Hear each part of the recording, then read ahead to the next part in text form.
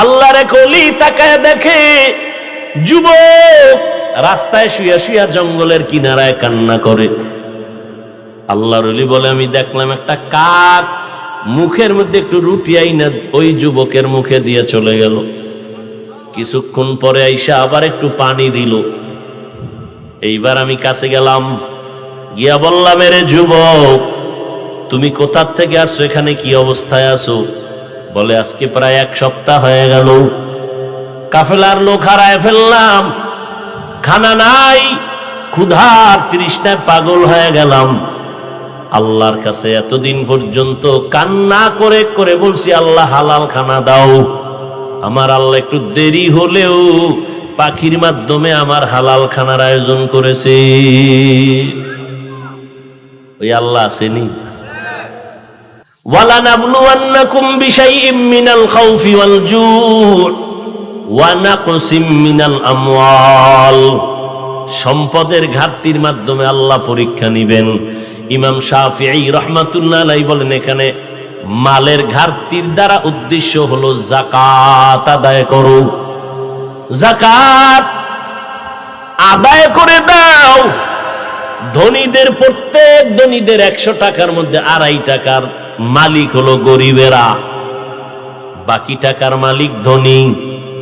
ও আল্লাহর বান্দা, 2.5 টাকা তুমি দাও, তাড়াতাড়ি গরিবের হাতে পৌঁছাইয়া দাও। লাইনে দাঁড়াইয়া গরিব নিবে, এটা হবে না, তার হাতে পৌঁছাইয়া দাও।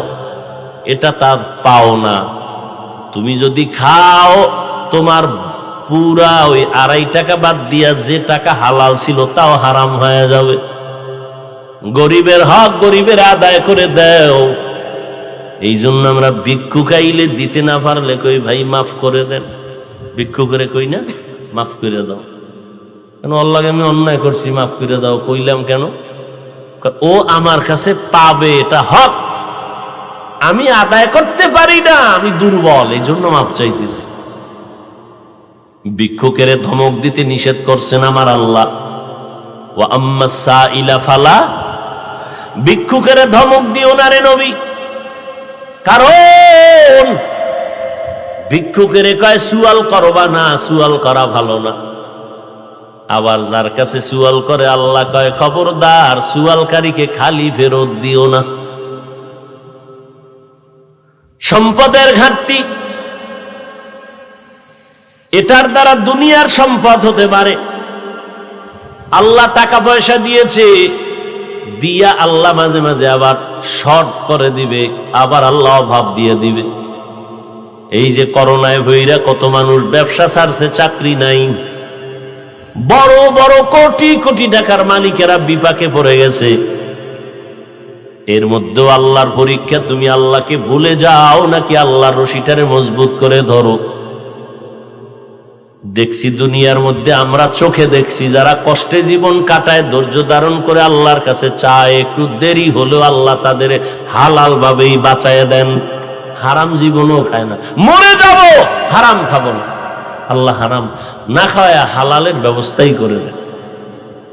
সম্পদের ঘাটতি আল্লাহ পাক পরীক্ষা নিবেন, টাকা পয়সা দিবেন, সম্পদ দিয়ে আবার আল্লাহ নিয়ে যাবেন। কত পানের দোকানওয়ালা পান দোকানদারি করে আজকে বিল্ডিং এর মালিক হয়েছে, নাই?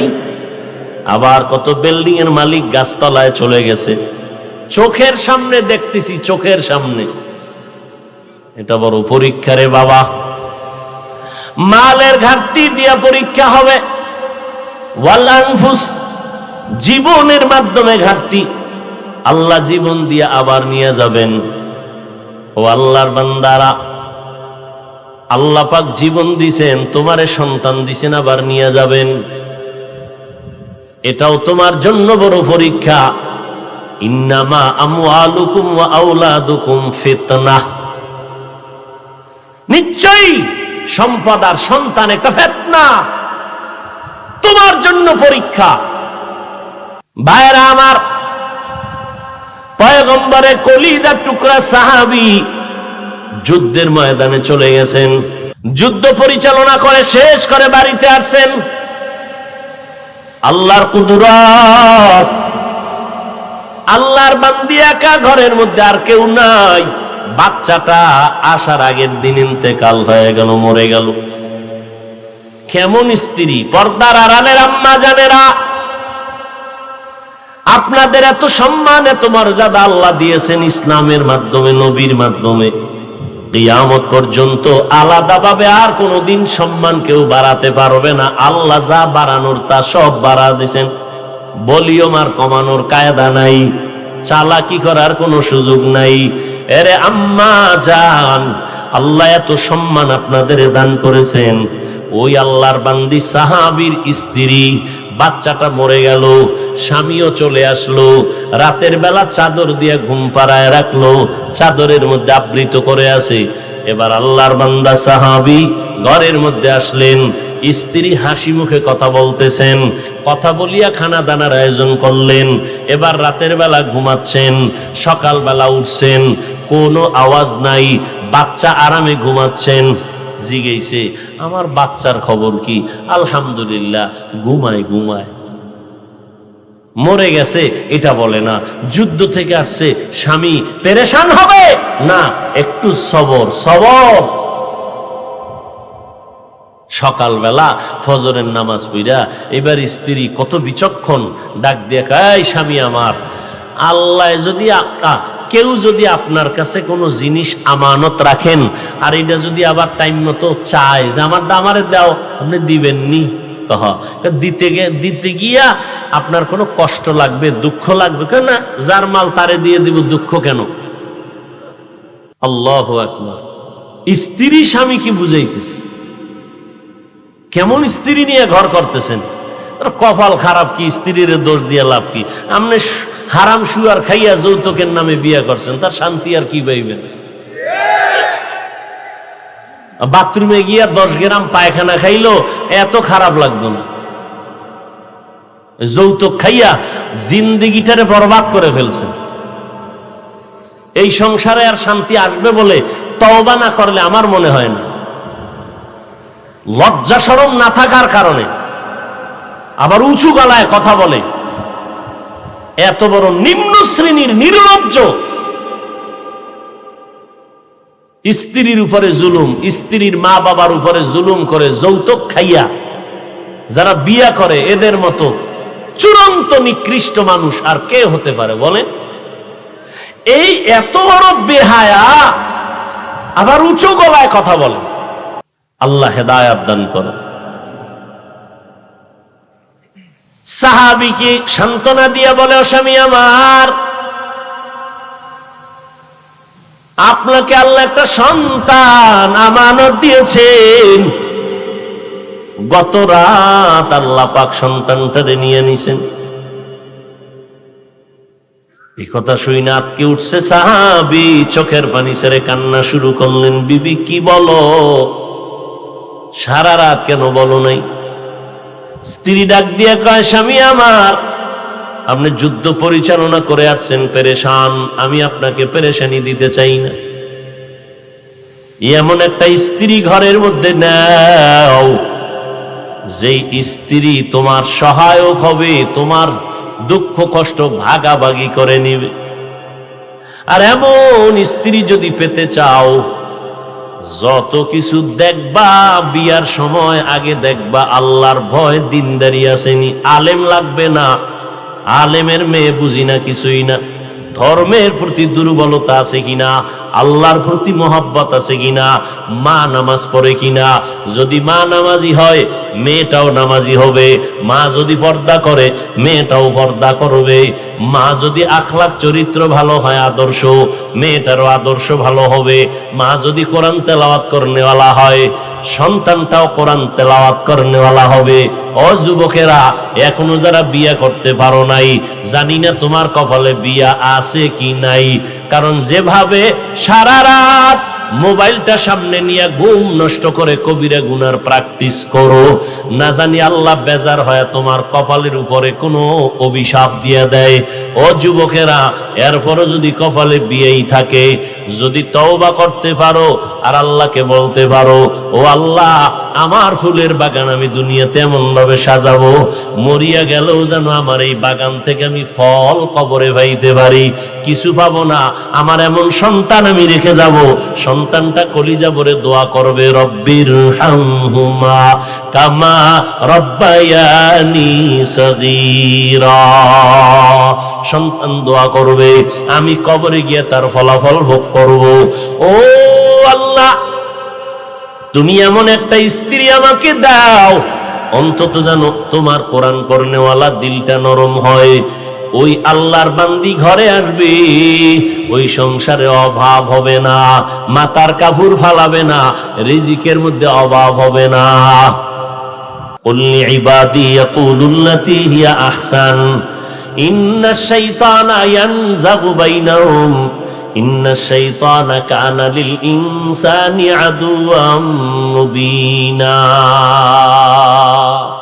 আল্লাহ পাক নবীকে বলতেছেন, কুল, হে নবী আপনি বলে দেন, লি ইবাদি আই ইবাদিয়াল মুমিনিন, মুমিনকে বলেন, ইয়াকুলুল কুফার, মুমিন যেন কাফেরদের সাথে আচরণটা ভালো করে, খবরদার খারাপ যেন না করে। কেন? খারাপ করলে বাতিলের লাভ, মুসলমানের কোনো লাভ নাই। কারণ মুসলমানের কথার মধ্যে সীমাবদ্ধতা আছে, মুসলমানের চলাফেরার মধ্যে সীমাবদ্ধতা আছে, আল্লাহর দুশমনের চলাফেরার মধ্যে কোনো সীমাবদ্ধতা নাই, কথার মধ্যে কোনো ব্যালেন্স নাই। ভাইরা আমার, নবীকে আল্লাহ বলেন সূরা বনী ইসরাইলের মধ্যে, কাফেরের সাথে যেন মুমিনরা কখনো খারাপ আচরণ না করে। কাফেরের সাথে ব্যবহার আচরণ ভালো করতে বলছেন কে? আল্লাহ। কারণ কি জানেন? আপনি ওর সাথে তর্কে জড়াইলে আপনার আব্বা আম্মা বাদ দিয়া ডাইরেক্ট আল্লাহরে গালি দিবে, নবীরে গালি দিবে। আল্লাহ কয় তর্কের দরকার নাই, হেদায়েতের চাবি তুমি বক্তার হাতে দেই নাই যে গালাগালি কইরে এটারে ইসলামে ঢুকাইতেই হবে। হেদায়েতের চাবি কার হাতে?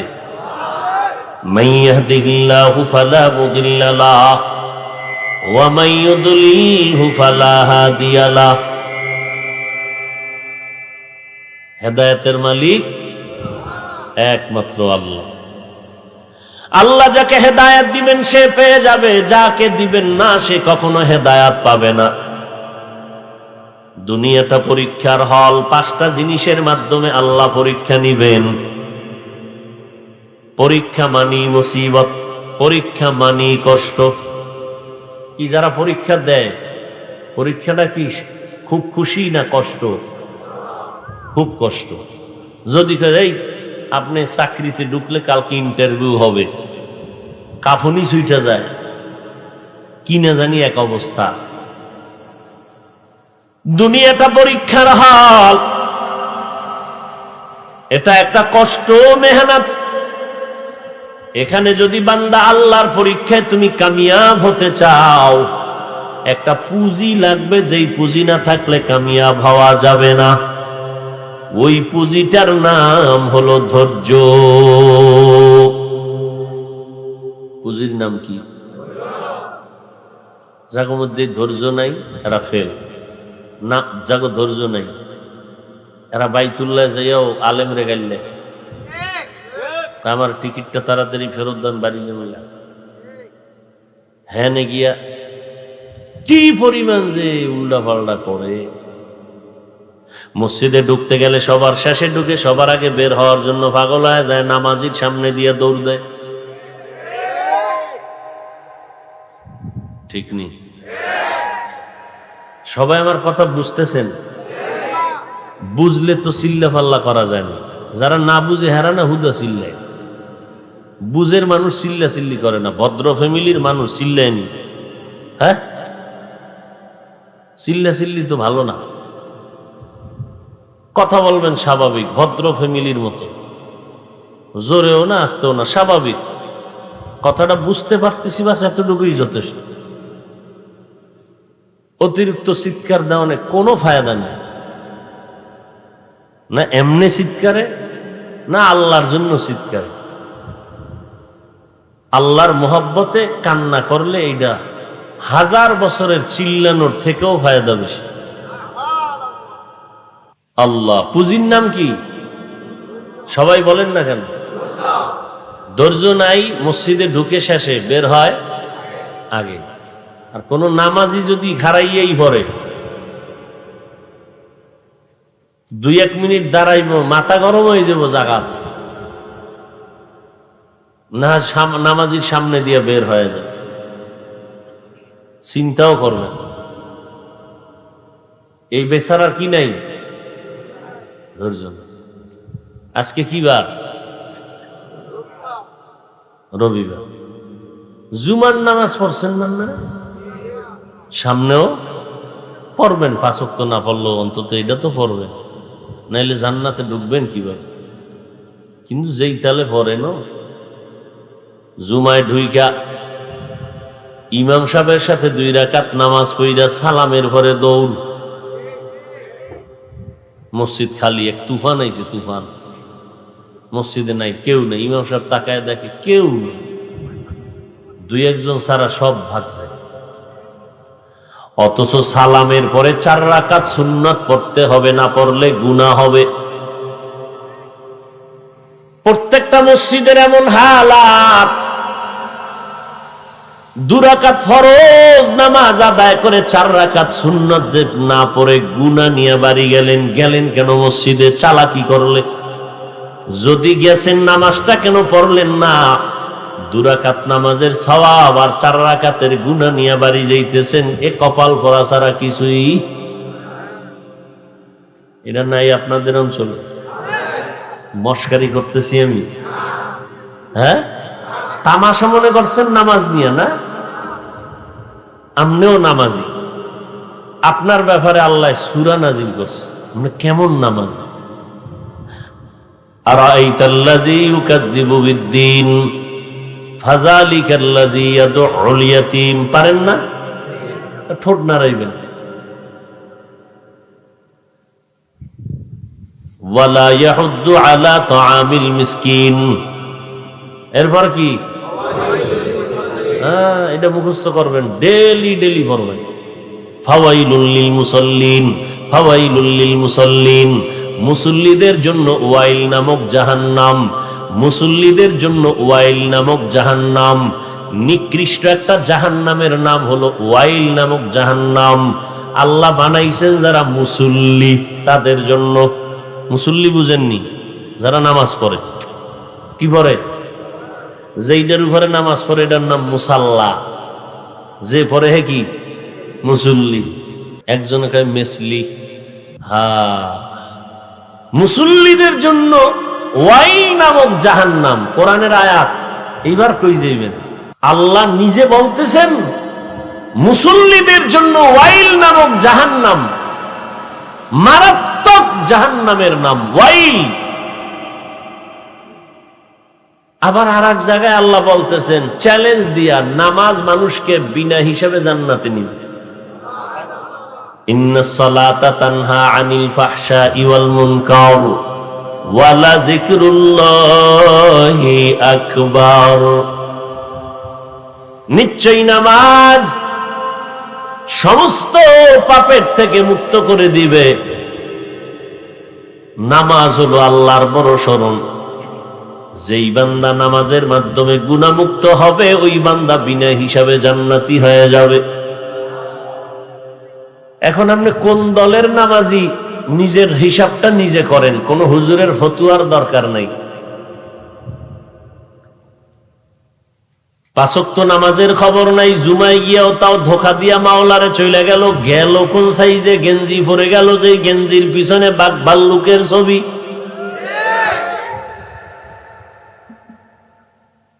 একটু আমাদের কোনো চিন্তা নাই, পেরেশানি নাই, খুব আরামে। আবার একদল নামাজ পড়ে, ঠিক 5 বেলার নামাজও পড়ে, জুমাও পড়ে, সুদের ব্যবসাও করে। আছে না নাই? বাধা দিবে কে? কারো বাধা দেওয়ার অধিকার? আমি মাইকে কয়ে গেলাম বক্তা হিসাবে, আর এখানে না আইলে কি হইব? কোন ইমাম সাহেব জুমায় কোক না, টের পাইবে চাকরির সীমানার স্কেল কত। কারণ শিয়ালের হাতে মুরগি আমানত রাখলে যা হয় তাই হোক। শিয়াল পণ্ডিতের মুরগি দিয়ে কয় 3 দিন পরে নিব আমানত। শিয়াল মুরগি আমানত রাখবে? এটা সুদখোর ঘুষখোর বেনামাজিরে যদি ধর্মের চাবি দিয়ে কয় তুমি রক্ষা করো, তাহলে ওই ধর্মীয় প্রতিষ্ঠান এমনই হবে। আল্লাহ হেদায়েত দান করেন।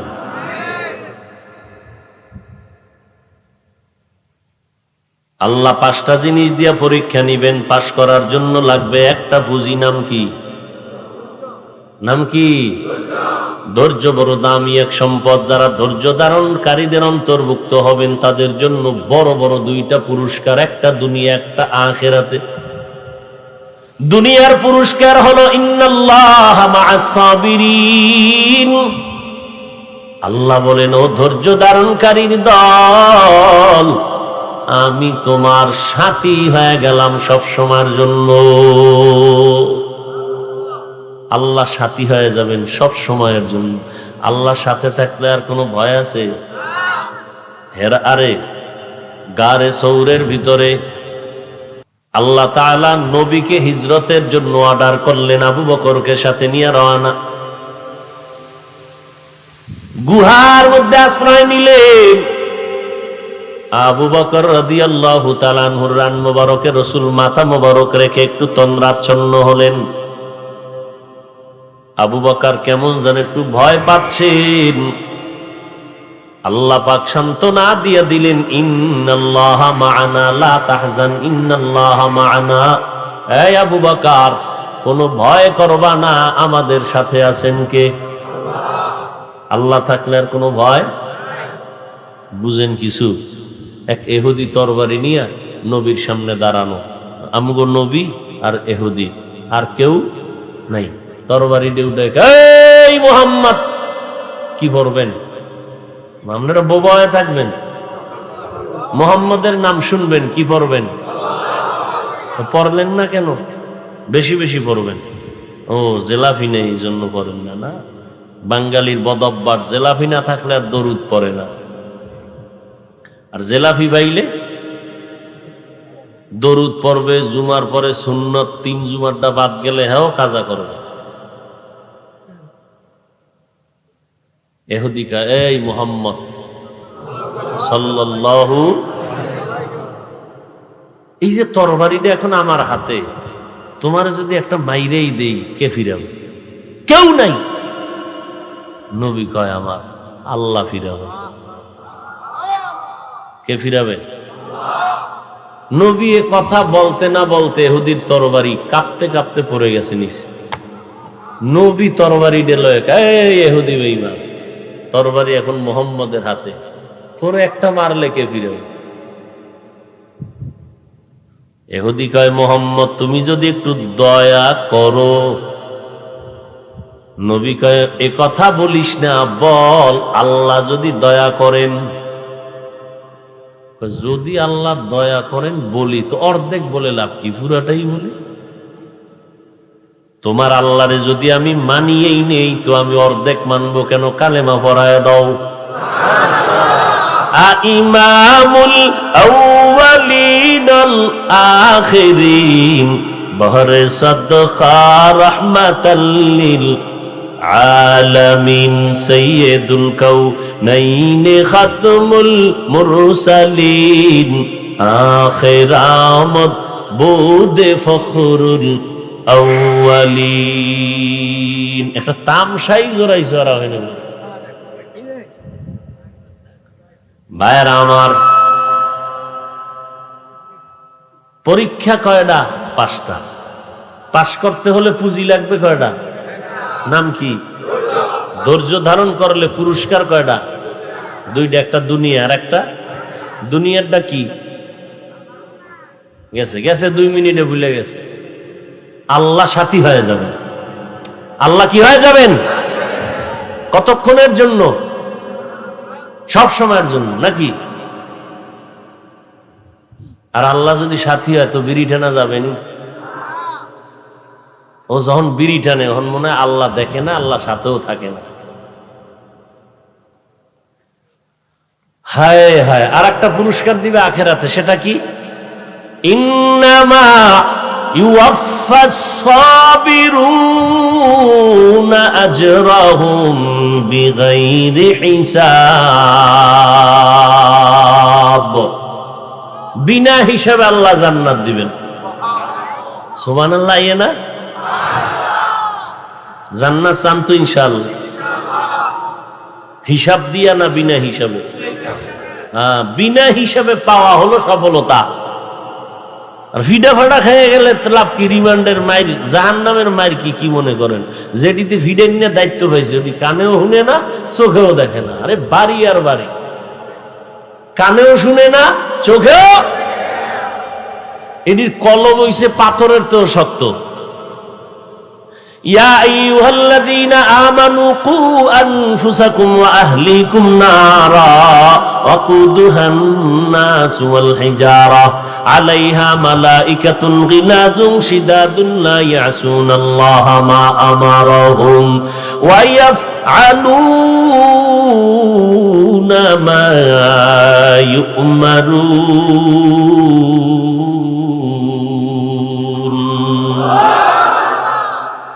আল্লাহর অর্ডার বেটার ফিডা, খালি ফিডেইতেই থাকে। আল্লাহ যদি থাম না কয়, থামাথামি নেই, হোমানে ফিডা। এমন শাস্তি দেওয়ার দেখেন না? দুনিয়ার জেলখানায় ফিডানের দায়িত্ব আলাদা, মানুষ জবাই করার দায়িত্ব যারে তারে দেয় না। ধামাধাম তরবারি চালাইতে পারবো কল্লার উপরে, এরে দেয় দায়িত্ব, ফিডাও, জবাই করো। অনেকে জবাই করবে দূরের কথা, জবাইয়ের দৃশ্য দেখলে বেহুশ হয়ে যায়।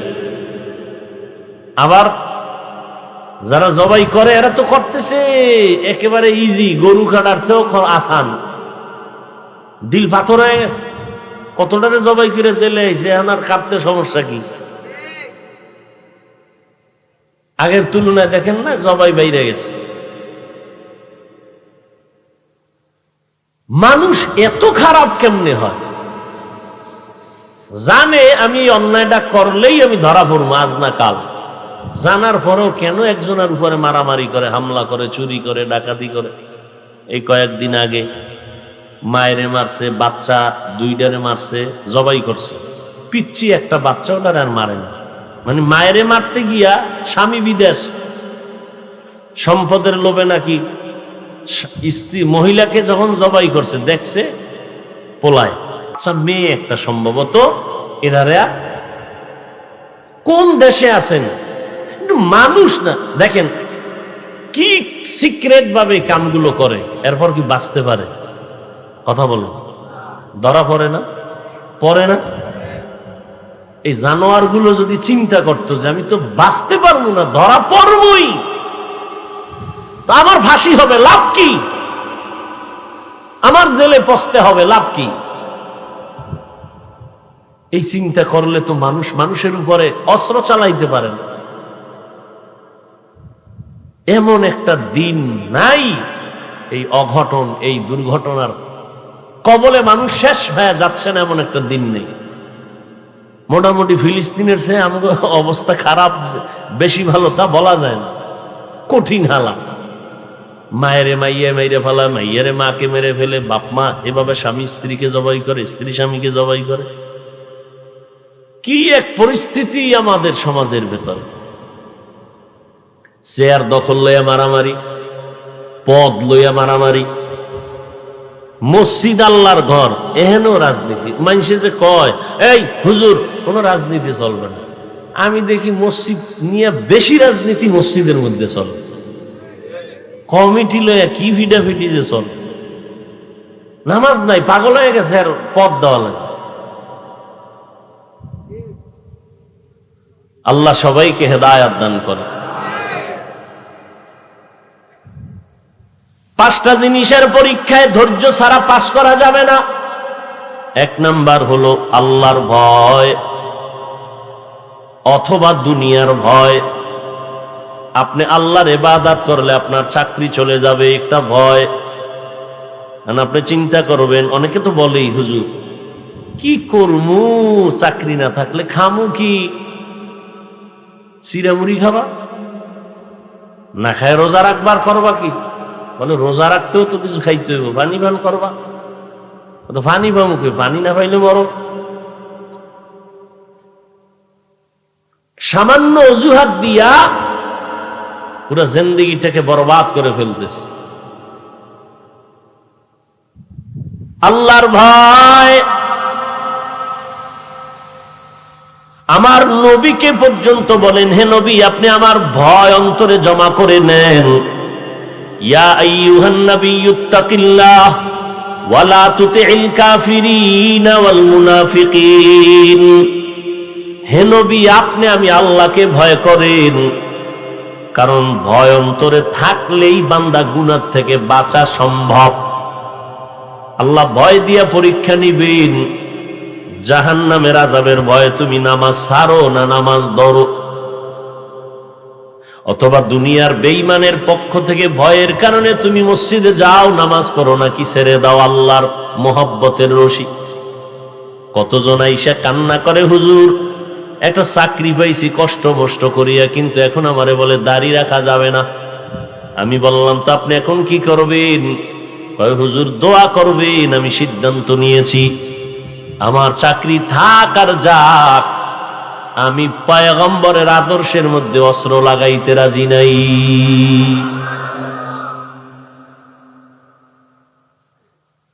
আল্লাহ তাআলা 5টা জিনিসের মাধ্যমে পরীক্ষা করবেন। ধৈর্যের মাধ্যমে আগাও। আবার এই ধৈর্য 3 প্রকার। ইবাদতের বেলায় ধৈর্য, মুসিবতের বেলায় ধৈর্য, গুনাহের বেলায় ধৈর্য। ও আল্লাহর বান্দা, ধৈর্য না থাকলে পাশ করা সম্ভব না। কঠিন থেকে কঠিন পরীক্ষার সম্মুখীন হয়েছেন সমস্ত নবী এবং রাসূলগণ। তাদের হাজার হাজার হাজার হাজার কোটি ভাগের 1 ভাগ পরীক্ষার সম্মুখীন আমরা হই নাই। এরে নবীর উম্মত, আল্লাহর বান্দা চলতেছে, ঘরের মধ্যে খানা নাই, পেটের মধ্যে ক্ষুধা নিবারণ করা যায় না। স্ত্রীকে বলে তুমি ঘরের মধ্যে থাকো, স্বামী বেচারা বলে আমি জঙ্গলে যাই খানার আয়োজন করার জন্য। আল্লাহর বান্দা জঙ্গলে চলে গেলেন, নিরুপায় হইয়া সর্বশেষ ভারী আসলেন, ঘরে আসলেন। ঘরের মধ্যে ঢুইকা তাকায় দেখতেছেন স্ত্রী বসে বসে চুলার কিনারায় রুটি বানায়। রুটিও ছিল না, আটাও ছিল না, কিচ্ছু ছিল না। আর যে একটা চাক্কি আছে আটা বের করার, ওই চাক্কি ঘুরে আর আটা বের হয়। আল্লাহর বান্দা স্ত্রীকে বলে, এই বিবি তুমি আটা কোথায় পেয়েছো? বলে এই চাক্কির থেকে আটা পেয়েছি। বলে চাক্কির মধ্যে আটা আসলো কেমনে? কয় তা জানি না, মালিকের কুদরত, আল্লাহর কুদরতে আমি আটা পেয়েছি। আমি ওই থেকে নিয়ে আমি আটা গোলাইয়া রুটি বানাচ্ছি। আল্লাহ পাকের নবীর হাদিস বর্ণনা করেন সাহাবী, নবী বলেন ওই বান্দা চাক্কিটারে ধইরা বসে বন্ধ করে দিল, আটাও বন্ধ হয়ে গেল। ওই বান্দা যদি চাক্কিটারে বন্ধ না করত, কিয়ামত পর্যন্ত আটা আসতো আর আমার উম্মতেরা রুটি বানায় খেয়ে জীবিকা নির্বাহ করত। বন্ধ করে ফেলছে, রাসূলের হাদিস। আসলো কেমনে? এমনি তো আল্লাহ দেয়, সেটা আলাদা, কিন্তু এইভাবে হঠাৎ কয় আপনি যখন জঙ্গলে গেছেন আমি ঘুমাই নাই, আমি জায়নামাজে বসে গেলাম, মালিকেরে বলেছি রে দয়ার মালিক তুমি কুদরতের দরজা দিয়ে আমাদের রিজিকের ব্যবস্থা করো, তুমি যেই রিজিক দিবে এটা খাইয়া আমরা ইবাদত করব, কারণ হারাম খাইয়া হাজারো নেক আমল করলে সওয়াব হবে না। হারাম খাদ্য দ্বারা গোশত হবে, রক্ত হবে, আল্লাহর জান্নাত পাবে না। হারাম খানার দ্বারা দান করবেন, হারাম টাকার দান কবুল হবে না। হারাম টাকায় হজ করবেন, কবুল হবে না। হারাম টাকা বান্দা তুমি মাদ্রাসা করো, মসজিদ করো, সওয়াব পাবে না। হালাল পূর্ব শর্ত, হালাল উপার্জনের মাধ্যমে তুমি কম বেশি খাও, যা খাও এর মধ্যে শক্তি হবে ইবাদতের। হালাল উপার্জনের মধ্যে চলো। ও আল্লাহর বান্দা, তোমার এখন ঘরের চুলায় আগুন জ্বলে না, তোমার ডানে বাম থেকে ডাকতেছে লোন নাও, লোন নাও, লোন নাও। 5,000 টাকা তুমি ধার চাইলে বড় লোকেরা দিবে না, সারা এলাকা গুরু কেউ দিবে না। যদি কাও সাহেব আমারে 5,000 টাকা দিবেন, আমি মাসে মাসে 1,000 বাড়ায় দেব। আপনি 5,000 কেন, 50,000 আপনার হাতে চলে আসবে। মানুষের কপাল এত খারাপ, আল্লাহর মহব্বতে কেউ কাউকে করজ দেয় না, সুদে টাকা লাগাইতে খুশি হয়। দার দিবে না, দার নাই, দারের জগৎ বন্ধ হয়ে গেছে, তালা মারছে। এখন দিব 50,000 নাও, 1 লাখ নাও, সুদে আসলে সব আদায় করে নিব। মইরা গেল শান্তি নাই, লাশের সামনে গিয়ে কয় কবরে লাশ নামানোর আগে কিস্তি দাও। কি মুসল্লি আমরা! নিজে একদিক দেখাই, বউরে আর এক দিক দেখাওয়াই। বউয়ের নামে হারাম লোন উঠাচ্ছি, মাঝখানটা ধ্বংস হয় সন্তানগুলো। পবিত্র সন্তান রক্তপাক গোশতপাক। আমার আল্লাহ মাফ করুন, হারাম কামাইয়ের কারণে সন্তানের রক্ত নাপাক হয়ে যাচ্ছে। ওই বাচ্চা যদি জানতে পারতো বাবা এত খারাপ, জীবনে তোমাকে আব্বু বলে ডাকতো না। একজন আল্লাহর বান্দা বাসায় গিয়ে বলেন না যে আমি যে কামাই কইরা তোমারে খাওয়াই বিবি, হারাম, জুলুমের। দেখেন তো কতটা সম্মান করে আপনাকে। জাতের মাইয়া বের হয় বলবে না খাইয়া থাকবো, হারাম খাবো না, প্রয়োজনে স্বামী আমার কপালে ছিল নাই, খালাস, আর বিয়াও বসবো না, কষ্ট করে খাবো, জীবনে স্বামী একটা আর কপালে নাই, তবে হারাম খাবো না, জুলুমের টাকা খাবো না, একা একা জীবন চালাবো, কষ্ট হলেও এভাবেই থাকি। আল্লাহর ভয়ের মাধ্যমে পরীক্ষা, ক্ষুধার মাধ্যমে পরীক্ষা। পেটের মধ্যে বড় ক্ষুধা, এরে নবীর উম্মতের দল, প্রচন্ড ক্ষুধার তৃষ্ণায় তুমি হারাম সামনে আছে, হালালও আছে, কোনটা খাইবা চিন্তা করো। এটাও তোমার একটা কঠিন পরীক্ষা। অভাবে তুমি স্বভাব নষ্ট করো কিনা চিন্তা করো। ইমাম শাফি রহমাতুল্লাহ আলাইহি বলেন, ক্ষুধার পরীক্ষার দ্বারা এখানে উদ্দেশ্য হলো রোজার আমল। ও বান্দা, তুমি খানার কারণে রোজা রাখবা নাকি বন্ধ করে দিবা, এটাও একটা পরীক্ষা। অনেক পণ্ডিতদের দেখা যায় রমাজান মাসে রোজা রাখে না। একদল বলে ঘরে কি চালের ডালের ভাতের টান আসেনি, রোজা রাখবো কেন? এটাও আল্লাহর একটা পরীক্ষা। ক্ষুধার তৃষ্ণায় তুমি কি আল্লাহকে ভুলে যাও, নাকি তুমি আল্লাহর মহব্বতে না খাইয়া থেকে আল্লাহর রশিকে আঁকড়ায় ধরো?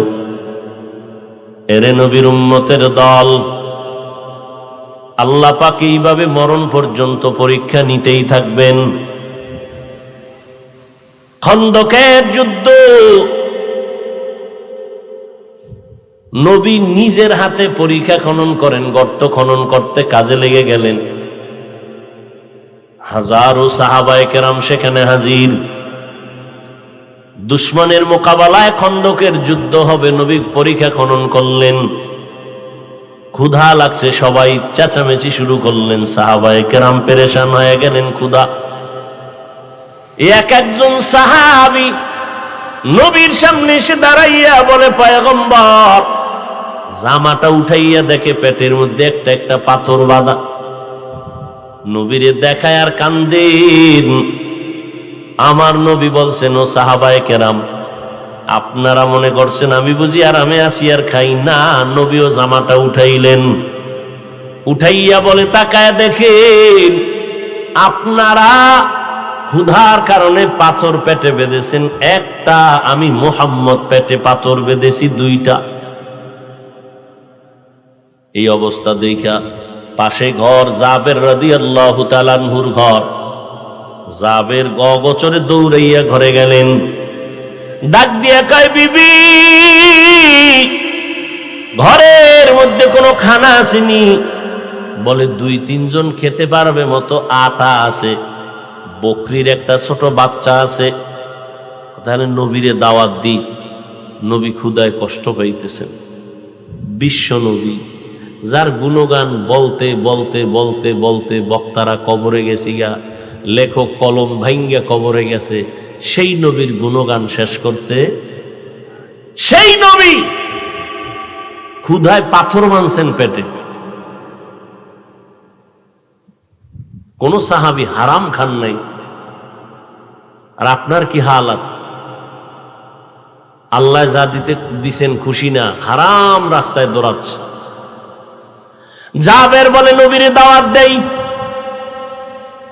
স্ত্রীকে আলহামদুলিল্লাহ, নবী যদি কবুল করেন আমগো কপাল। জাবের আইসা নবীরে চুপে চুপে কয়, কেউ যেন টের না পায়, খানা কম, 2-3 জন আর বেশি খেতে পারবে না। ও পয়গম্বর, বেয়াদবি মাফ করবেন, যদি আমার ঘরে মেহমান হইতেন, মাত্র 2-3 জন আর খানা আছে। নবী বলেন, যাবে, আমি তোমার দাওয়াত কবুল করলাম। হাজারো সাহাবায়ে কেরামদের বললেন, শুনছনি তোমরা, জাবেরের ঘরে আমগো সবার দাওয়াত। জাবের মাথা গরম, কানে কানে কইলাম এই জন্য, নবী জোরে কইছে, তা আমি মাইক লাগাই কইলি তুই তো দৌড়। পেরেশান, বিবিরি গিয়ে কয়, সর্বনাশ, কোনো কাম হয় না, নবী সবাইরে নিয়ে আইব। হাজার সাহাবী, আহা, বিবিও কেমন, মেহমান দেখলে কপাল ঘোষায়। চৌধুরী বংশের মাইয়া বিয়ে করছেন, মেহমান পছন্দ করেন, আর আব্বাও করে নাই। এরকম আল্লাহর বান্দি ঘরে আছে না? হ্যাঁ, বংশীয় মাইয়া, মেহমান পছন্দ করে না। কত কোয়ালিটি। আবার নিজের বাড়ির বা নিজের আপন কেউ আইলে খুশি, স্বামীর বাড়ির কেউ আইলে মজা নেই, এরকম আছে। অথচ রাসূল বলেন, মেহমান আসলে মেহমানকে মন ভরে আপ্যায়ন করো। মেহমান তোমার টাকাটা খায় না, মেহমান তার কপালের বরাদ্দ খানা খায়। আল্লাহ সবাইকে হেদায়েত দান করুন। মেহমান ঘরে আসা কত বরকত। মেহমান আসলে আপনার ঘরটা বরকত হবে, রিজিকে বরকত বেড়ে যাবে।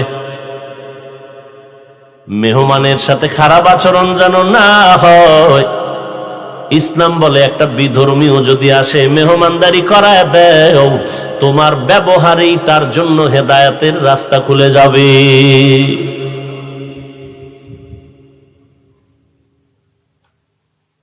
জাবের গিয়ে স্ত্রীকে বলছে, স্ত্রী সান্ত্বনা দিতেছেন, জাতের মাইয়া তো, আপনি এত পেরেশান কেন? দাওয়াত দিলাম 2-3 জন, তুমি বললা 2-3 জন, আর রুটি আছে।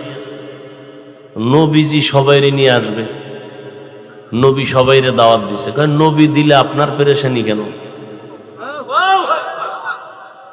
নবী যেহেতু বলেছেন, অবশ্যই এর মধ্যে বরকত আছে। নবী সাহাবায়ে কেরাম নিয়ে হাজির।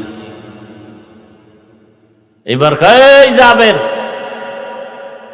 টেনশন নাই, বাসায় গিয়ে বউরে কও গোশত পাকাইয়া ঢাকনা দিয়া রাখবে, ঢাকনা যেন উঠায় না, আমি এসে ঢাকনা উঠাবো। রুটির পেয়ালা ঢেকে রাখতে বলবা। নবী আসছেন, নবী ঢাকনা উঠাইয়া রুটি ধরে ধরে রুটির মধ্যে গোশত দিয়া লাইনে সাহাবায়ে কেরামকে দিতেছেন দিতেছেন দিতেছেন দিতেছেন দিতেছেন দিতেছেন।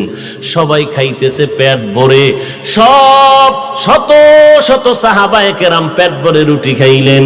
এবার কয়, রে জাবের যাও, এটার ভিতরে কিছু রুটি আর গোশত থাকতে পারে, ভিতরে সবাই নিয়ে খাও। জাবের রাদিয়াল্লাহু আনহু বলেন, নবী শত শত সাহাবায়ে কেরামদের খাওয়ানোর পর আমরা ঘরে এসে দেখি আগের রুটি আর গোশত আগের মতোই আছে।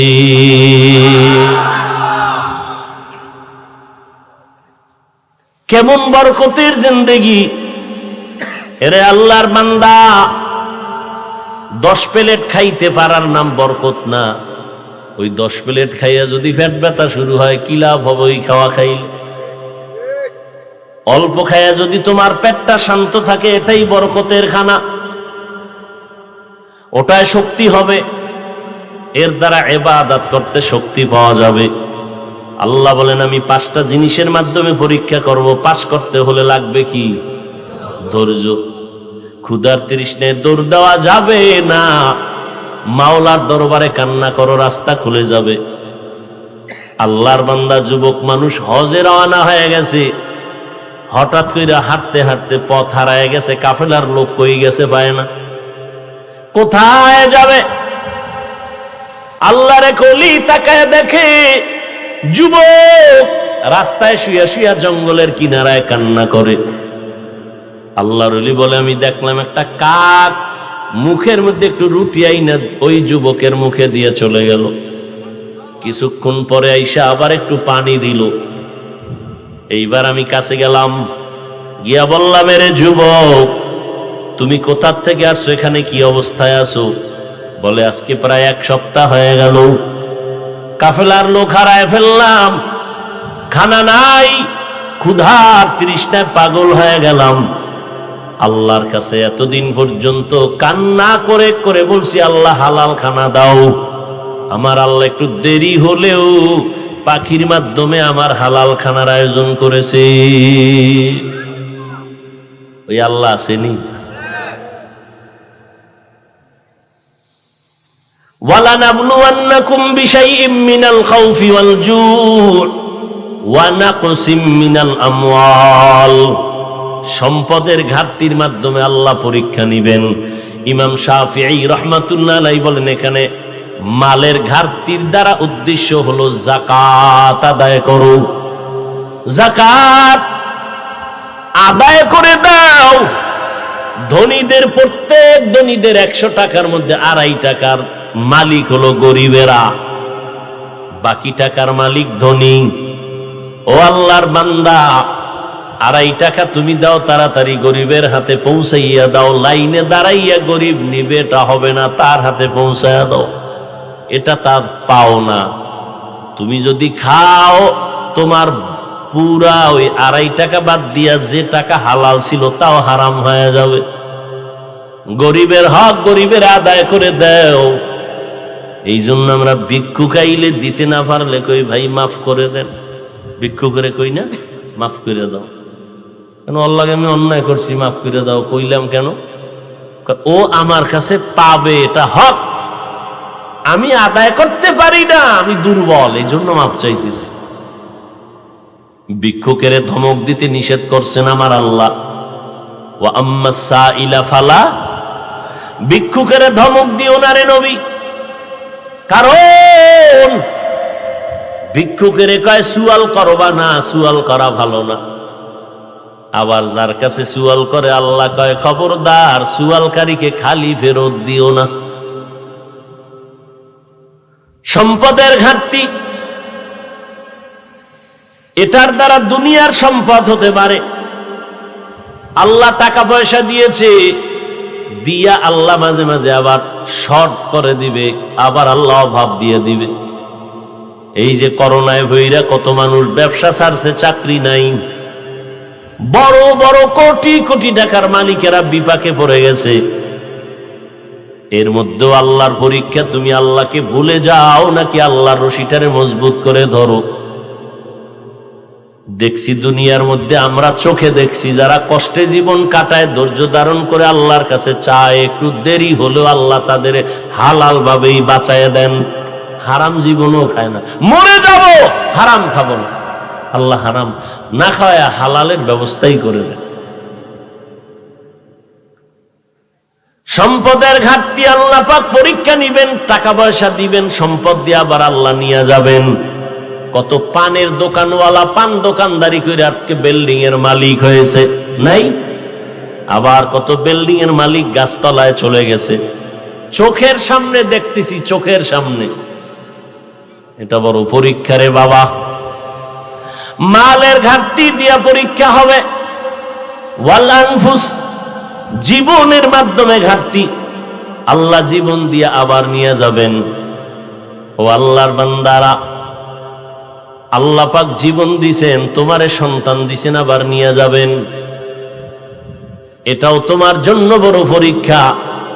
ইন্নামা আমওয়ালুকুম ওয়া আওলাদুকুম ফিতনাহ, নিশ্চয়ই সম্পদ আর সন্তান একটা ফিতনা, তোমার জন্য পরীক্ষা। ভাইরা আমার, পয়গম্বরের কলিজার টুকরা সাহাবী যুদ্ধের ময়দানে চলে গেছেন, যুদ্ধ পরিচালনা করে শেষ করে বাড়িতে আসছেন।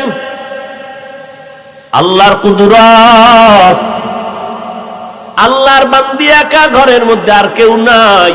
বাচ্চাটা আসার আগের দিন ইন্তেকাল হয়ে গেল, মরে গেল। কেমন স্ত্রী! পর্দার আড়ালের আম্মা জানেরা, আপনাদের এত সম্মান এত মর্যাদা আল্লাহ দিয়েছেন ইসলামের মাধ্যমে, নবীর মাধ্যমে। কিয়ামত পর্যন্ত আলাদাভাবে আর কোনোদিন সম্মান কেউ বাড়াতে পারবে না। আল্লাহ যা বাড়ানোর তা সব বাড়া দিয়েছেন, ভলিউম আর কমানোর কায়দা নাই, চালাকি করার কোনো সুযোগ নাই। এরে আম্মা জান, আল্লাহ এত সম্মান আপনাদের দান করেছেন। ওই আল্লাহর বান্দি সাহাবীর স্ত্রী, বাচ্চাটা মরে গেল, স্বামীও চলে আসলো, রাতের বেলা চাদর দিয়ে ঘুম পাড়ায় রাখলো, চাদরের মধ্যে আবৃত করে আছে। এবার আল্লাহর বান্দা সাহাবী ঘরের মধ্যে আসলেন, স্ত্রী হাসি মুখে কথা বলতেছেন, কথা বলিয়া খানা দানার আয়োজন করলেন। এবার রাতের বেলা ঘুমাচ্ছেন, সকালবেলা উঠছেন, কোনো আওয়াজ নাই, বাচ্চা আরামে ঘুমাচ্ছেন। জিজ্ঞেসে, আমার বাচ্চার খবর কি? আলহামদুলিল্লাহ, ঘুমায় ঘুমায়। মরে গেছে এটা বলে না, যুদ্ধ থেকে আসছে, স্বামী পেরেশান হবে না, একটু সবর সবর। সকালবেলা ফজরের নামাজ পড়া এবার স্ত্রী কত বিচক্ষণ, ডাক দিয়ে কয়, স্বামী আমার, আল্লাহ যদি কেউ যদি আপনার কাছে কোনো জিনিস আমানত রাখেন, আর এটা যদি আবার টাইম মতো চায় যে আমারটা আমারে দাও, আপনি দিবেননি? দিতে গিয়া আপনার কোনো কষ্ট লাগবে, দুঃখ লাগবে কেন? যার মাল তারে দিয়ে দিব, দুঃখ কেন? আল্লাহু আকবার। স্ত্রী স্বামী কি বুঝাইতেছে? কেমন স্ত্রী নিয়ে ঘর করতেছেন? কপাল খারাপ কি, স্ত্রীর দোষ দিয়ে লাভ কি? আপনি হারাম শুয়ার খাইয়া যৌতুকের নামে বিয়ে করছেন, তার শান্তি আর কি পাইবেন? বাথরুমে গিয়া 10 গ্রাম পায়খানা খাইলো, এত খারাপ লাগতো না। যৌতুক খাইয়া জিন্দিগিটারে বরবাদ করে ফেলছেন। এই সংসারে আর শান্তি আসবে বলে তওবা না করলে আমার মনে হয় না। লজ্জা শরম না থাকার কারণে আবার উঁচু গলায় কথা বলে, এত বড় নিম্ন শ্রেণীর নির্লজ্জ। স্ত্রীর উপরে জুলুম, স্ত্রীর মা বাবার উপরে জুলুম করে যৌতুক খাইয়া যারা বিয়া করে, এদের মতো চূড়ান্ত নিকৃষ্ট মানুষ আর কে হতে পারে বলেন? এই এত বড় বেহায়া আবার উঁচু গলায় কথা বলে। আল্লাহ হেদায়েত দান করে। সাহাবীকে সান্ত্বনা দিয়ে বলে, ও স্বামী আমার, আপনাকে আল্লাহ একটা সন্তান আমানত দিয়েছেন। গত রাত আল্লাহ পাক সন্তানটারে নিয়ে নিছেন। এই কথা শুই না আটকে উঠছে সাহাবী, চোখের পানি ছেড়ে কান্না শুরু করলেন। বিবি কি বলো? সারা রাত কেন বলো নাই? স্ত্রী ডাক দিয়ে কয়, স্বামী আমার, আপনি যুদ্ধ পরিচালনা করে আসছেন পেরেশান, আমি আপনাকে পেরেশানি দিতে চাই না। এমন একটা স্ত্রী ঘরের মধ্যে নাও যেই স্ত্রী তোমার সহায়ক হবে, তোমার দুঃখ কষ্ট ভাগাভাগি করে নিবে। আর এমন স্ত্রী যদি পেতে চাও, যত কিছু দেখবা বিয়ার সময় আগে দেখবা আল্লাহর ভয়, দিনদারি আসেনি। আলেম লাগবে না, আলেমের মেয়ে বুঝি না কিছুই না। ধর্মের প্রতি দুর্বলতা আছে কিনা, আল্লাহর প্রতি মহব্বত আছে কিনা, মা নামাজ পড়ে কিনা। যদি মা নামাজি হয় মেয়েটাও নামাজি হবে, মা যদি পর্দা করে মেয়েটাও পর্দা করবে, মা যদি আখলাক চরিত্র ভালো হয় আদর্শ, মেয়েটারও আদর্শ ভালো হবে। মা যদি কোরআন তেলাওয়াত করনেওয়ালা হয়, সন্তানটাও কোরআন তেলাওয়াত করনেওয়ালা হবে। ও যুবকেরা, এখনো যারা বিয়ে করতে পারো নাই, জানি না তোমার কপালে বিয়া আছে কি নাই। কারণ যেভাবে সারা রাত মোবাইলটা সামনে নিয়ে ঘুম নষ্ট করে কবিরা গুনার প্র্যাকটিস করো, না জানি আল্লাহ বেজার হয় তোমার কপালের উপরে কোনো অভিশাপ দিয়ে দেয়। ও যুবকেরা, এরপরও যদি কপালে বিয়েই থাকে, যদি তওবা করতে পারো আর আল্লাহকে বলতে পারো, ও আল্লাহ আমার ফুলের বাগান আমি দুনিয়াতে এমন ভাবে সাজাবো, মরিয়া গেলেও যেন আমার এই বাগান থেকে আমি ফল কবরে পাইতে পারি। কিছু পাবো না, আমার এমন সন্তান আমি রেখে যাব, সন্তানটা কলিজা ভরে দোয়া করবে, রব্বির হামহুমা কামা রব্বায়ানি সগীরা। সন্তান দোয়া করবে, আমি কবরে গিয়ে তার ফলাফল ভোগ করব। ও আল্লাহ, তুমি এমন একটা স্ত্রী আমাকে দাও, অন্তত যেন তোমার কোরআন পড়নেওয়ালা দিলটা নরম হয়। ওই আল্লাহর বান্দি ঘরে আসবে, ওই সংসারে অভাব হবে না, মাথার কাপড় ফালাবে না, রিজিকের মধ্যে অভাব হবে না। কয়জন আল্লাহর বান্দা বুজুর্গ দাঁড়ায় বলতে পারবেন যে আলহামদুলিল্লাহ এমন একটা স্ত্রী পেয়েছি, নামাজ ছাড়ে না, নামাজ টাইম মতো পড়ে, এবং খানাটা যে পাকায় তাও অজু সহকারে খানা পাকায়। হাজার না, 1 কোটিতে একজন আছে কিনা সন্দেহ। ভাইরা আমার, এমন স্ত্রী যাদের ঘরে আছে আল্লাহ তাদের হায়াতে বরকত দান করেন। যে সমস্ত আম্মা জান স্বামীকে আপন মনে করেন, যে সমস্ত আম্মা জানেরা স্বামীর মাল হেফাজত করেন, যে সমস্ত আম্মা জানেরা সন্তানকে দ্বীনের পথে দাওয়াত দেন, মেহনত করেন, আল্লাহ এমন মা যারা আছেন তাদের হায়াত ও ইজ্জতে বরকত বাড়ায়া দেন। আমিন কইলেন না? এই চান্দি গরম হয়ে গেছে। আল্লাহ এমন মা যারা আছেন, আয় আল্লাহ তাদের সব পেরেশানি দূর করে দেন। কিয়ামতের ময়দানে 4 জন মহিলার জন্য জান্নাতের 8টা দরজা খোলা হবে।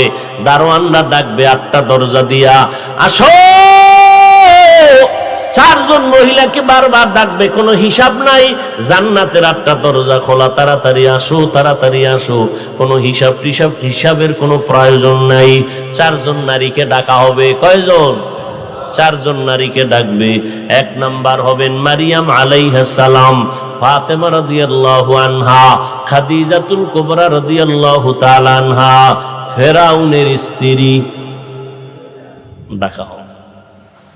এমন একজন স্ত্রী পেয়েছেন যে স্ত্রীর মেহনতে আর আদর্শের সন্তানটা ডিসি হইলেও মানুষ দোয়া করবে, তার আদর্শের কারণে এসপির চেয়ারে বসলেও মানুষ দোয়া করবে, মানুষ তার খেদমত সেবা পাইয়া কলিজা ঠান্ডা হবে। এসপি হইয়াও যদি এমন একটা সান্ত্বনার আদর্শের সন্তান রেখে যান, এই সন্তানটাও নামাজ পড়বে, মা বাবার খেদমত করবে।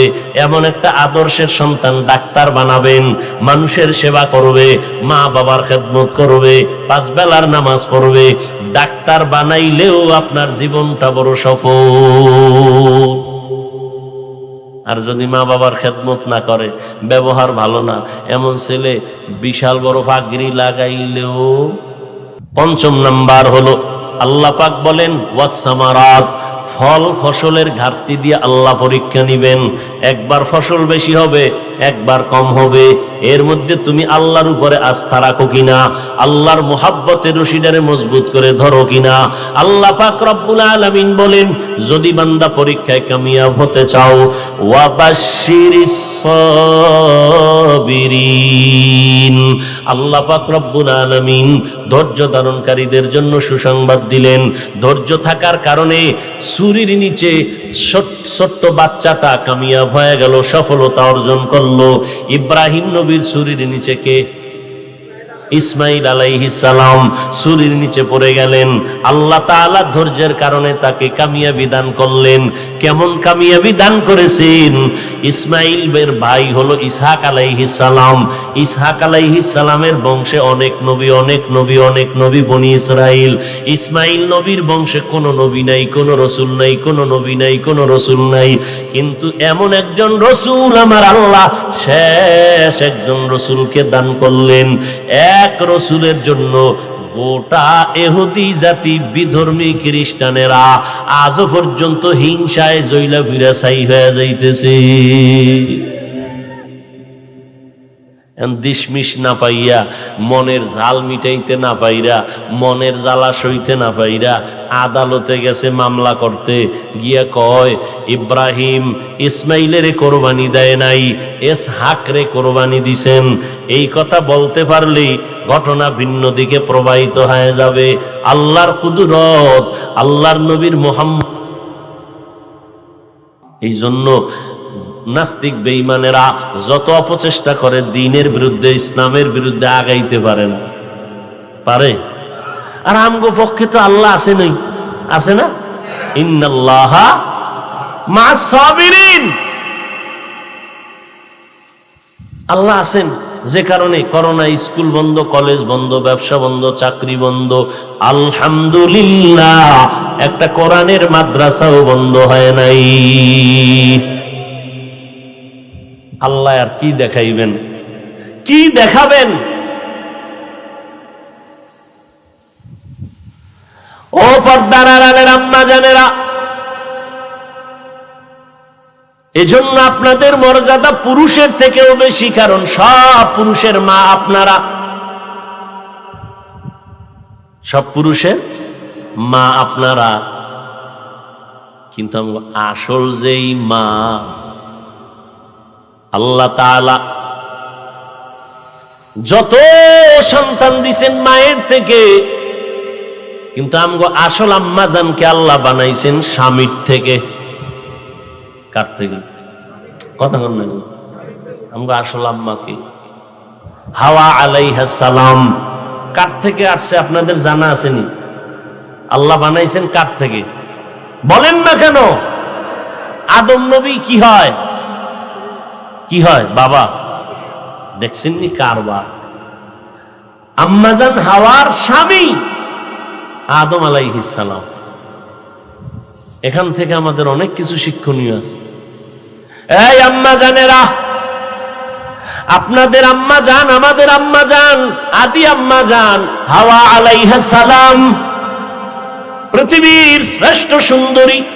আল্লাহ তাআলা তাকে কোনো মায়ের গর্ভ থেকে পাঠান নাই, স্বামীর থেকে তারে বানাইছেন। অতএব স্বামীর প্রতি দয়া করতে হবে আম্মা জানেরা। স্বামীর থেকে আপনাকে বানানো হয়েছে স্বামীর প্রতি দয়ার জন্য। আম্মা জান হাওয়ারে বানাইয়া সুন্দর জান্নাতি পোশাক দিয়া সাজাইয়া ভিতরে রাখছেন। আদম নবী জনমের মতো ঘুমাইতেছেন, মোহব্বতের ঘুম। হঠাৎ ঘুম থেকে ওইটা জান্নাতের মধ্যে নজর করে দেখে সুন্দরী রূপসী বসে আছে। এক ধ্যানে তাকায় রইলেন। ফেরেশতারা কয়, নবী কেন তাকাইছেন? এমন করে তাকাবেন না। আকৃষ্ট যদি হতেই চান তো নিয়ম অনুযায়ী হতে হবে। আদম নবী জিজ্ঞাসা, এই তুমি কে? কয়, আমি তো এক নারী। তুমি কই তো নেহে নাই? আল্লাহ আমারে বানাইছে। কেন? আপনার আরামের জন্য, শান্তির জন্য। তাই ফেরেশতারা কয়, তো লাইনটা ঘুরাইয়া একটু লাইনে আসেন, একটু ঘুরাইয়া আসতে হবে, ডাইরেক্ট আসা কথা বলেন না কেন? এই জন্য আমাকে অনেকে বলে না হুজুরেরা ঘুরাইয়া খায়, একটু ঘুরাই না খেলে তো হারাম হয়ে যায়। আর যারা ডাইরেক্ট খায় তারা ডাইরেক্ট জাহান্নামে যায় আর হারাম খায়। এইবার কয় ফেরেশতারা ঠিক আছে, এর সাথে আপনার বিয়ে হবে। কয় কেমনে? আল্লাহ পাক রব্বুল আলামিন বিবাহের ব্যবস্থা করবেন, আমরা হব সাক্ষী। আল্লাহ বিয়ার প্রস্তাব দিয়ে বিয়ে পড়াবেন, সাক্ষী হবে ফেরেশতারা। মোহর দেওয়া লাগবে, মোহর। মোহর দিতে হলে রসুলের উপরে দরুদ পড়লেই মোহর আদায় হয়ে যাবে। কোন রসুল? বহু পরে এক রসুল আসবেন, তিনিই হবেন শেষ নবী। তার নামে 21 বার দরুদ শরীফ পড়বেন, আল্লাহ এটাকেই মোহর হিসাবে ধরে নিবেন। এরে আম্মা জান, আল্লাহ আপনাদের স্বামীর থেকে বানাইছেন, এজন্য হাদিস শরীফে আছে আল্লাহ যদি অন্য কাউকে বলতেন তুমি আল্লাহ ছাড়া আর একজনারে সেজদা করো, স্ত্রীদেরকে বলতেন ও নারীরা স্বামীর কদমে সেজদা দাও।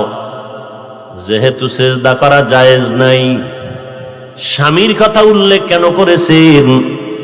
কারণ এই জমিনটা আবাদ হইতে দুইজন মানুষ লাগছে, আদম আর আম্মাজান হাওয়া। আর আম্মাজানকে বানাইছেন হাওয়া আদম আলাইহিস সালাম থেকে। এই জন্য আল্লাহ পাক রব্বুল আলামিন একে অপরের প্রতি মায়া মমতা বাড়ায় দিয়েছেন। এরে আম্মাজানেরা, আল্লাহ পাক রব্বুল আলামিন নারীদের এত মর্যাদা দিয়েছেন,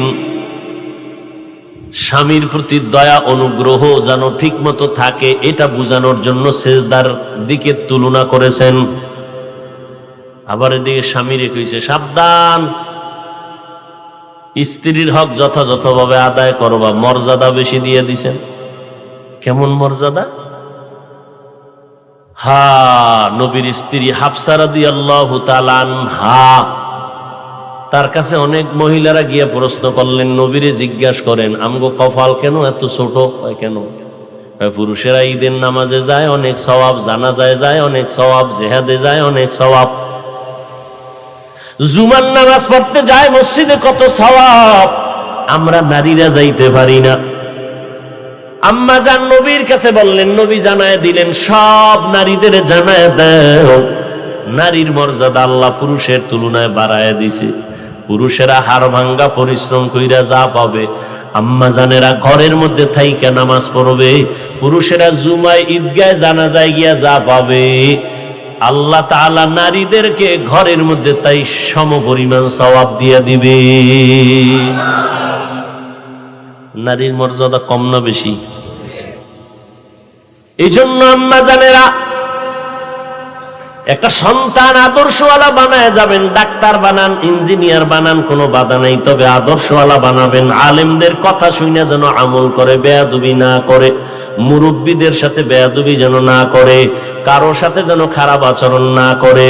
যুবকেরা তুমিও তৈরি হয়ে যাও আল্লাহর কাছে তওবার জন্য। মরিয়া গেলে যাব, আর আল্লাহর বিরুদ্ধে যাব না। দুনিয়াটা কিছুই না। তোমার মতো জেনারেল লাইনে পড়ুয়া কত যুবক স্কুল কলেজে পড়ে নামাজ ছাড়ে না, তুমি কেন পারবা না? তোমার মতো যুবক রাস্তায় গাড়ি চালায়, ড্রাইভারি করে, নামাজ ছাড়ে না, তুমি কেন পারবা না? তোমার মতো যুবক তাকায় দেখো কৃষি কাজ করে, নদীর মধ্যে মাছ ধরে, নামাজ ছাড়ে না, তুমি কেন পারবা না রে বাবা? আজকে থেকেই তওবা করে নাও। আল্লাহর কোরআনটা মিথ্যা মনে করবা না। জাহান্নামের আযাব গুনাহগারের জন্য ভোগ করা লাগবে, তাও মিথ্যা মনে করবা না। আল্লাহর কাছে তওবা করো, জীবনে আর গুনাহ করবা না, নামাজ ছাড়বা না, বেপরদায় চলবা না, দাড়ি কাটবা না, মা বাবাকে কষ্ট দিবা না, ওলামায়ে কেরামের বিরোধিতা করবা না, দেশের বিরুদ্ধে, জাতির বিরুদ্ধে ষড়যন্ত্রে লিপ্ত হবা না।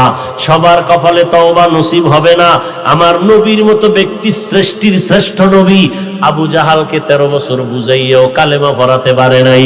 এই জমিনে আবু জাহালের মতো শক্ত পাথরওয়ালা অন্তরের কিছু মানুষ থাকবে, হাজারো বয়ানে তাদের দিলটা নরম হবে না, চোখের মধ্যে পানি আসবে না। বয়ানের বাইরে গিয়া সমালোচনা করে করে নিজের আমল নামা গুনার পাল্লা ভারী করবে। আর একদল উম্মত ওমরের মেজাজ নিয়ে ময়দানে ঢুকবে গুনাহগার হইয়া। হঠাৎ করে যখন মরণের কথা, কবরের আযাবের কথা স্মরণ হবে, তখনই চোখের পানি ছেড়ে কাঁদবেন আর বলবেন, আল্লাহ আর জীবনে গুনাহ করব না, কম গুনাহ তো করি নাই, শয়তানের ধোকায় পড়ে নামাজ ছাড়লাম, বেপরদায় চলছি, আজকে থেকে তওবা করে নিলাম, মা বাবার সাথে বেয়াদবি করব না, ওলামায়ে কেরামের সাথে বেয়াদবি করব না, নবীর তরিকা মেনে চলবো, সাহাবায়ে কেরামের আদর্শ মতে চলবো। এই পাক্কা নিয়ত যাদের অন্তরে আসবে, আল্লাহ তাদের তওবা সেকেন্ডের মধ্যে কবুল করে নিবেন।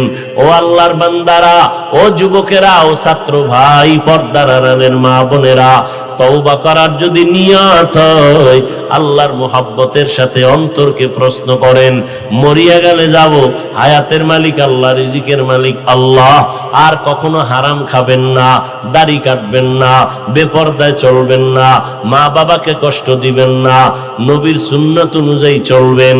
আল্লাহর মুহাব্বতে যদি তওবা করার নিয়ত কারো অন্তরে এসে থাকে, তাদেরকেই আমি বলবো, তওবার নিয়ত যাদের আছে তারা দুটো হাত আল্লাহকে দেখাইয়া দেন।